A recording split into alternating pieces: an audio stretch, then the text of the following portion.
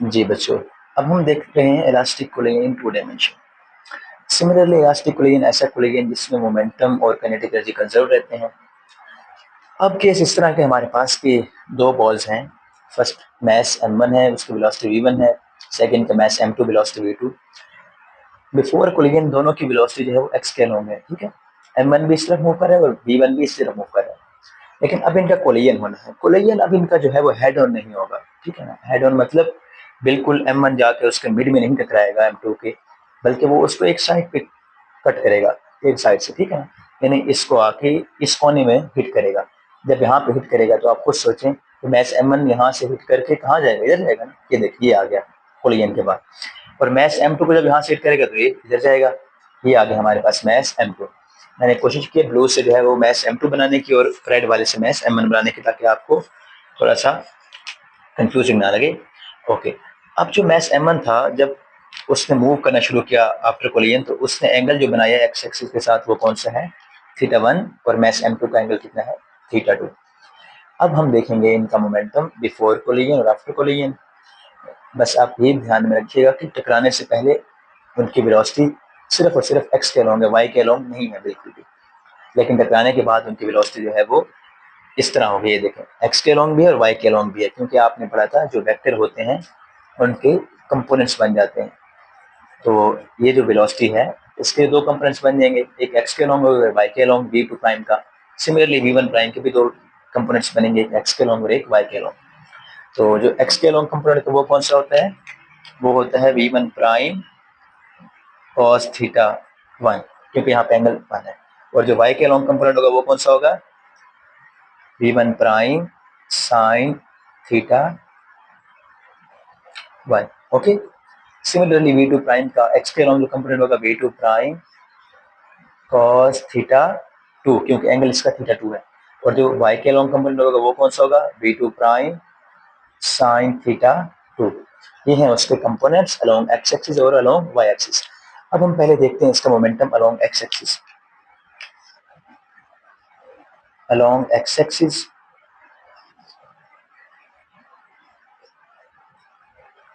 PI initial momentum equal to final momentum. Initial momentum मतलब टकराने से पहले का मोमेंटम। ये फर्स्ट बॉल है, इसका मोमेंटम कितना होगा, इसके मास है m1 और वेलोसिटी है v1, तो ये मोमेंटम होगा मास और वेलोसिटी प्रोडक्ट प्लस इस बॉल का कितना होगा m2 v2। ये हमारे पास आ गया टोटल मोमेंटम बिफोर कोलिजन। अब हम बात करते हैं टोटल मोमेंटम आफ्टर कोलिजन। अब जबकि हम देख रहे हैं एक्स के अलोंग, तो हम कंपोनेंट कौन सा लेंगे वेलोसिटी का, सिमिलरली एक्स वाला ही लेंगे ना। डेफिनेटली ये बात तो बिल्कुल ऑब्वियस ही है कि हम जो एक्स के अलोंग देख रहे हैं तो हम कंपोनेंट भी वही लेंगे जो एक्स के अलोंग होगा।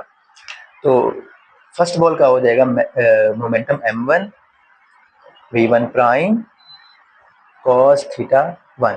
ओके, और सेकंड बॉल कितना होगा m2 v2 प्राइम cos θ2।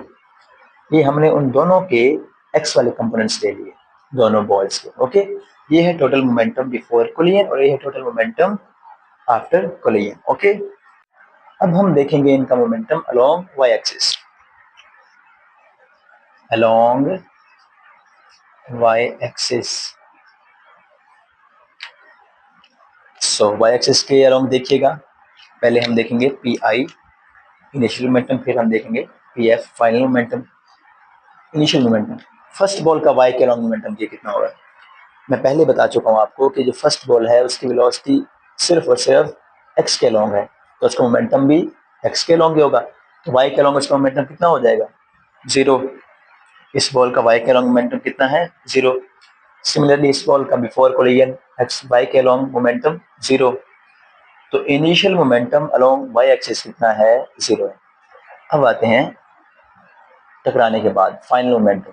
जी, इसका कितना होगा, मैस है, इसका mess m1, velocity v1 prime, component कौन से लेंगे अब हम, साइन थीटा वाला, क्योंकि हम बात कर रहे हैं इन वाई एक्सिस के अलोंग, साइन θ1 प्लस इस बॉल कितना होगा m2 v2 प्राइम और साइन θ2।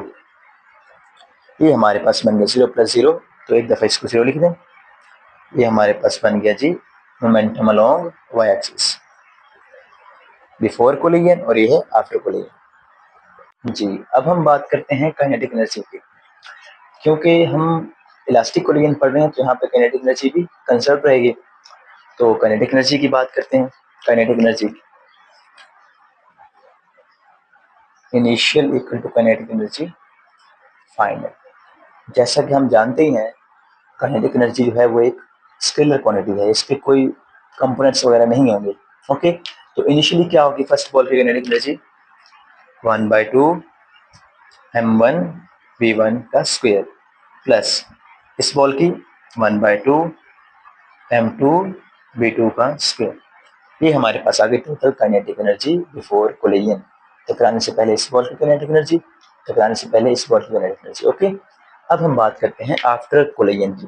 जी, आपको पहले बताया है कि इसमें कोई हम कंपोनेंट्स वगैरह नहीं लेंगे कि काइनेटिक एनर्जी एक स्केलर क्वांटिटी है। तो आप सिंपली यहाँ पे टकराने के बाद फर्स्ट बॉल का कितना हो जाएगा 1/2 m1 v1 प्राइम का square momentum kinetic energy of second ball after first ball after collision plus 1/2 m2 v2 prime का स्क्वायर।